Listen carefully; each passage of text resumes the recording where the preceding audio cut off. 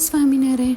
23 November 1982ના દિવસે પ્રમુખ સ્વામી મહારાજે અચારણામાં પારાયણ કરી, પધરામણીઓ કરી અને ઠાકોરજી જમાડ્યા ત્યારે લગભગ રાતના 10:30 વાગી ગયા હતા. બાપા ગામ ભોયકા પધાર્યા હતા.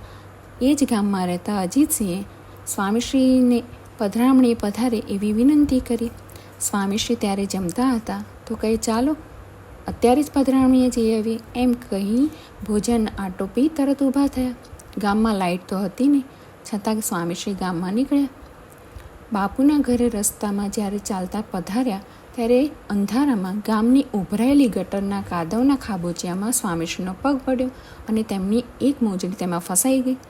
સ્વામીશ્રી એક પગની મોજડીને કાદવમાં જ રહેવા દઈ અને એક પગે મોજડી અને બીજા ખુલ્લા પગે પધરામણીએ ચાલતા રહ્યા. ધૂળ ઢેફામાં કાંટા કાંકરા વાગશે એની પરવા કર્યા વગર.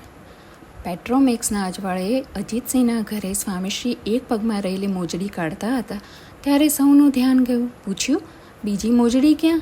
જાણે કાંઈ જ ના બન્યું હોય એવી સહજતાથી કહ્યું, કાદવમાં રહી ગઈ હશે. 4-5 હરિભક્તો પેટ્રોમેક્સ લઈને મોજડી શોધવા ગટર ઉભરાઈ હતી ત્યાં પહોંચ્યા તો કાદવમાં ખૂંપી ગયેલી મોજડી દેખાઈ. એ લઈને સાફ કરીને સ્વામીશ્રીને આપી. સ્વામીશ્રી કેટલા દયાળુ કે હરિભક્તોને રાજી કરવા માટે તેઓ પોતાના દેહનું કે વસ્તુઓનું પણ ભાન ભૂલી અને સંતો હરિભક્તોને રાજી કરતા. જય સ્વામિનારાયણ.